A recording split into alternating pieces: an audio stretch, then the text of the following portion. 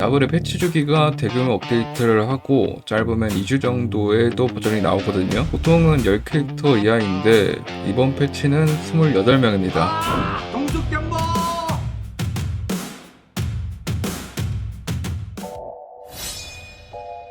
저번 버전 새롭게 나타난 만의 기는 바로 철퇴를 맞았습니다.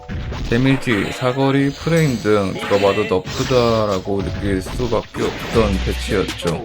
템파치 역시 데미지와 프레임 부분에서 너프를 먹긴 했는데 콤보로 승부를 보는 캐릭터가 아니고 기술 한방 한방 꽂는 캐릭터라서 체감이 될 정도인지는 플레이를 좀 더 해봐야 할 것 같습니다. 역시나 리어크된 소니폼도 아이 스킬의 데미지 너프를 받긴 했습니다. 확실히 리어크 후 아이 이중첩을 잡기가 쉬운 조건으로 되긴 했거든요. 로우 티어 치고는 큰 데미지를 넣을 수 있었기에 데미지 너프를 한 것 같습니다. 카카시 SE는 제가 지난 패치 영상 때 사기라고 말했습니다. 역시나 다음 패치에 바로 너프를 먹었네요. 이거 진짜 체감이 큰 게 날먹을 할 수 있었던 지난 버전이 사기긴 했지만 너프를 먹고 공중에도 맞추기가 굉장히 힘들어졌습니다. 키리마로의 소리닌자 소환 비용이 줄었습니다. 20에서 10으로 줄었는데 그냥 스태미나 소모로 롤백하는 게 가장 좋아 보이긴 합니다. SW가 투사체 취급으로 바뀌었습니다. 이로 인해서 1000 데미지 이상 무난하게 꽂아넣던 나루토는 이제 사라졌습니다. 물론 다른 사람들은 뭐라 해도 저는 이 친구가 다 1티어였거든요. 넣고 먹을만 하다 생각했습니다. 1킬도 챙기고 데미지도 챙겼으니까. 근데 계동 공부가 안 되니까 확실히 좀 불편한 건 확실히 생길 수밖에 없긴 하네요.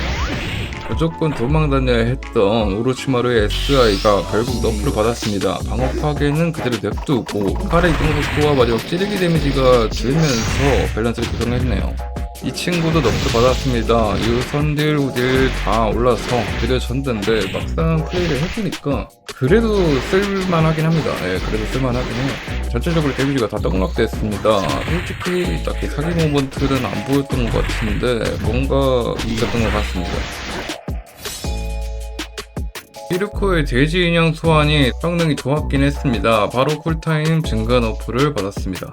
카리는 상향입니다. 스태미너 회복 유지 시간이 올랐고요.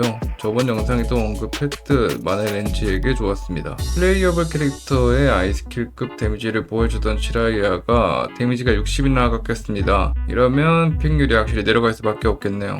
캠파치 조합을 했을 때 확실히 딜뽕이 높긴 했거든요. 바로 잘렸습니다. 대신 스태미너 회복이 생기긴 했는데 어차피 고정 자세라서 그렇게 필요한지는 잘 모르겠습니다. 그래도 끝나자마자 바로 대시를 할 수 있긴 합니다.